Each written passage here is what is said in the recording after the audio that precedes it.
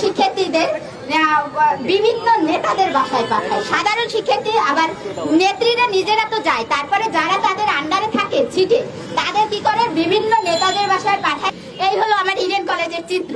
কোন মেয়েটা দেখতে একটু বেশি সুন্দর সেই মেয়েটাকে তারা সিলেক্ট করে রাখে যাতে তারা সত্য কথাটা বলতে পারে। রুমে নিয়ে গিয়ে তাদেরকে বিভিন্ন ধরনের হুমকি ধামকি দিয়ে বিভিন্ন ধরনের খারাপ উদ্দেশ্যে বিভিন্ন প্রস্তাব। কিসের লেখাপড়া, সতীত্ব নিয়ে বেঁচে থাকাই দায়। সাম্প্রতিক সময়ে ইডেন কলেজে নোংরা রাজনীতি নিয়ে এভাবেই মুখ খুলেছেন সাকেরা আরজু নামের এক ছাত্রী। কি ভয়াবহ এক তথ্য! দেশের স্বনামধন্য এই মহিলা কলেজে মেয়েরা যায় পড়াশোনা করতে, অথচ সেখানে গিয়ে নাকি সতীত্ব খোয়াতে হয়। এটা কেমন কথা? তবে শুধু ইডেন নয়, মেয়েরা এখন কোনো ভার্সিটিতে নিরাপদ নয়। সুন্দরী হলে তো বর্গা ফ্রি, হল তো হল নয়, যেন পতিতালয়।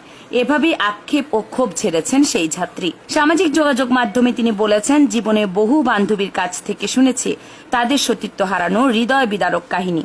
কতটা কঠিন সেই কাহিনীগুলো, কেন ও কিভাবে শিক্ষা প্রতিষ্ঠান পতিতালয়ে পরিণত হলো, এর জন্য কারা দায়ী, চলুন জেনে নেওয়া যাক।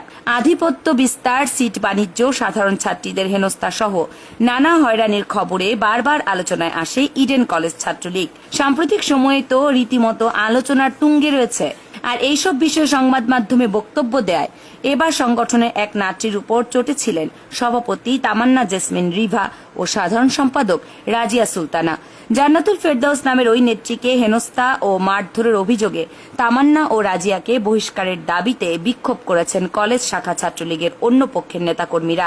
এইসব বিষয়ে কথা বলতে গিয়ে ভেতরের বাহিরে নিয়ে আসেন ইডেন কলেজ শাখার ছাত্রলীগের সাংগঠনিক সম্পাদক সামিয়া আক্তার বৈশাখী। কলেজটির ছাত্রলীগ সভাপতি ও সাধারণ সম্পাদকের এমন সহিংস আচরণ নতুন নয় জানিয়ে বৈশাখী বলেন, আগেও এমন অনেক ঘটনা ঘটেছে। আমাদের রুমের মেয়েদেরকে তারা নিয়ে যেতে চেয়েছেন, কিন্তু মেয়েরা তো তাদের কাছে নিরাপদ মনে করেন না, কারণ তারা ওই মেয়েদেরকে দিয়ে বিভিন্ন ধরনের ব্যবসা করাতে চান। কি ধরনের ব্যবসা তিনি স্পষ্ট করে না বললেও বোঝার বাকি থাকবে না পরের কথাগুলোই। তিনি বলেন, বৈধ রুমের মেয়েরা উপস্থিতির খাতায় স্বাক্ষর করার সময় সভাপতির অনুসারীরা তাদের ছবি তুলে রাখেন। সেখান থেকে কোন মেয়েটা সুন্দর তা নির্বাচন করে রাখা হয়। তারপর সেই মেয়েদেরকে রুমে নিয়ে বিভিন্ন ধরনের হুমকি দেওয়া হয়, খারাপ উদ্দেশ্যে তাদেরকে বিভিন্ন ধরনের প্রস্তাব দেওয়া হয়। কিছুদিন আগে একজন মেয়ে কান্না করতে করতে এই বিষয়ে বিবৃতিও দিয়েছেন।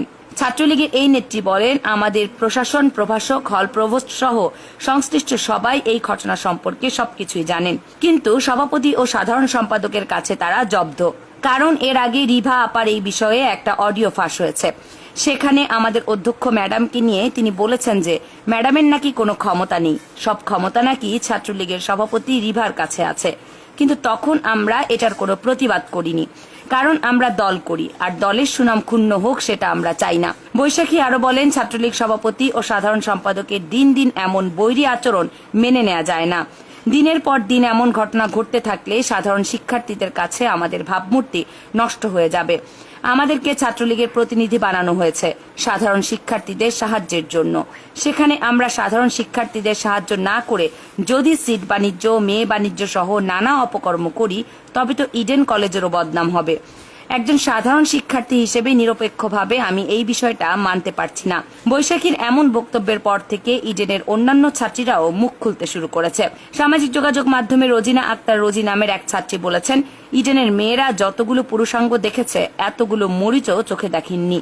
কি জঘন্য ব্যাপার, ভাবতে পারেন? তিনি বলেন, ইডেন কলেজের হলে থাকা মেয়েদেরকে যখন বলা হয় আজ রাতে তুমি অমুক ভাইয়ার রুমে যাবা, আজকে রাতের জন্য ভাইয়া তোমাকে পছন্দ করেছে, মেয়েরা বাধ্য হয়ে যায় এবং সতীত্ব বিলিয়ে দিয়ে আসে। কেননা সার্টিফিকেট যে পেতে হবে তাকে নিজের পায়ে দাঁড়াতে হবে যে। এজন্যই ইসলাম পরিবেশ দিতে না পারলে নারীদের উচ্চশিক্ষা দিতে বিরোধিতা করে। এটা করেছিলেন বলেই না মরহুম শফি সাহেবকে কুখ্যাত তসলিমা পতিতারা অপমান করেছিল, অথচ আজ হুজুরের কথা দিনের আলোর মতো পরিষ্কার। যাই হোক, আবারও ফেরা যাক সাবেক ইউনিয়ন সাকেরা আরজুর কথায়। তিনি বলেছেন, আমাদের ম্যাচ মেম্বাররা সবাই ছিলাম নামাজি। ইডেন লাইফের এক্সপেরিয়েন্স আছে অনেক। অনেক সময় দেখতাম চোখের সামনে এক বান্ধবীকে ডেকে নিয়ে গেছে, একটু কান দিলেই শুনতাম তার কষ্টের গোংরানির শব্দ। পাশের ম্যাচে ঢুকতে দেখেছি বহু কিছু, কিছুই করার নেই, ছিল না। নিজেকে সেভ রাখতে পারাটাই যে বড় বিষয়। তিনি বলেন, প্রতিদিন 2 রাকাত নামাজ পড়ে সৃষ্টিকর্তার কাছে প্রার্থনা করতাম যেন শকুনদের চোখে না পড়ি। আল্লাহ পাক দোয়া কবুল করেছেন। তিনি একটা অভিজ্ঞতা শেয়ার করে বলেন, পাশের রুমের এক বোন গেছে, কয়েকজন পুরুষ নিজেদের কামবাসনা পূরণ করে ছেড়ে দিয়েছে। মেয়েটি হলে এসে কাঁদলো, শুনলাম, সান্ত্বনা দিলাম। যাওয়ার আগেই তো ভাবতে পারতে, এইগুলা তো রুটিন হিসেবেই চলে। অনেক মেয়ে ভিআইপি হোস্টেলে নম্বর দিয়ে আসে। ইডেনের ছাত্রীদের ডিএনএ টেস্ট করলে 70% মেয়ের ব্লাডে জীবাণু পাওয়া যাবে বলেও মন্তব্য করে আরজু। তিনি বলেন, হলগুলোতে সতীত্ব ঠিক রেখে চলা ইম্পসিবল। শুধু ইডেন নয়, বান্ধবীরা যারা বিভিন্ন ভার্সিটিতে পড়ে, খবর নিয়েছি, ফিজিক্যালি যন্ত্রণা আছেই। ভোগের রাজ্যে সবাই পাহারাদার, সবাই চলে নিয়ম মতো, বাড়িতে যায় ভদ্র সেজে। সাকেরা আরো বলেন, এ হারে শুধু ছেলেরা দায়ী নয়, কিছু মেয়েও আছে দুশ্চরিত্রের। ওরা যত পুরুষাঙ্গ দেখেছে, জীবনে এত কাঁচামরিচও দেখেননি। অনেক মেয়ে নিজ থেকে ছেলে পটায়, নাইট কাটে নিজ খরচে। আজিমপুর বংশীবাজারে ম্যাচ নেয় কয়েকজন মিলে। এ তো ম্যাচ নয়, পাওয়ার কম্পিটিশন হাউস। এই ম্যাচেই কুমারিত্ব শেষ, সব হারিয়ে বাড়িতে যাই, বউ হয়ে ঢাকায় ফেরে। কি জঘন্য সব তথ্য। একসময় ইডেন কলেজের নামে এটা সেটা শুনতাম, তবে সঠিক তথ্য ছিল না। এবার স্বয়ং ছাত্রীদের থেকে শুনে অবিশ্বাসের তো কারণ নেই। সব মিলে ইডেনের নানা বিষয় নিয়ে সামাজিক যোগাযোগ মাধ্যমে ইডেন কলেজ ও ইডেন শিক্ষার্থীদের নিয়ে ট্রল করা হয়েছে এবং হচ্ছে। অনেক শিক্ষার্থী নানাভাবে হয়রানির শিকার হচ্ছেন ফেসবুক সহ সামাজিক যোগাযোগ মাধ্যমে। তবে এসব কিছুকে মিথ্যে ও বিএনপি জামায়াতের ছড়ানো গুজব বলছে ইডেনের ছাত্রলীগ নেত্রীরা। অথচ শিক্ষা প্রতিষ্ঠানের মতো পবিত্র জায়গাকে পতিতালয় বানানোর মূল কারিগর ছাত্রলীগের এই নেত্রীরাই। অনেকের তো সরাসরি অভিযোগ, ছাত্রলীগের সভাপতি তামান্না জেসমিন রিভা ও সাধারণ সম্পাদক রাজিয়া সুলতানা কোনো পুরুষকে ধরে আনে না, এরাই সাপ্লাই করে। নারী হয়েও নারীর শত্রু এরা। এই সময়ে ইডেনের জঘন্য পরিবেশ যেমন উঠে আসছে, ঠিক তেমনি ভাবে কিছু অন্যরকম তথ্যও আসছে। যেমন নাম প্রকাশে অনিচ্ছুক এক ছাত্রী বলেছেন, ঐতিহ্যবাহী ইডেন কলেজে বর্তমান ছাত্রী সংখ্যা প্রায় 35,000-এর মতো। এর বেশিরভাগেরই রাজনীতির সঙ্গে সম্পৃক্ততা নেই। আমরা শুধু পড়াশোনা করতেই এই কলেজে ভর্তি হয়েছি। মুষ্টিমেয় কিছু ছাত্রলীগ নেতাকর্মীর অপকর্মের কারণে যেভাবে সংবাদ প্রচার করা হচ্ছে, তাতে আমাদের সম্মানহানি হচ্ছে। সাধারণ মানুষের কাছে কলেজ সম্পর্কে একটি ভুল বার্তা যাচ্ছে। এই ছাত্রীর কথা ফেলে দেওয়ার মতো নয়। তবে এটা তো মিথ্যে নয় যে যুগ যুগ ধরে শিক্ষার নামে পতিতাবৃত্তিও চলছে ইডেনে। সেটা 10% ছাত্রীদের মধ্যে হলে তাহলে বুঝুন সঠিক পরিবেশ ছাড়া নারী শিক্ষার কি পরিস্থিতি।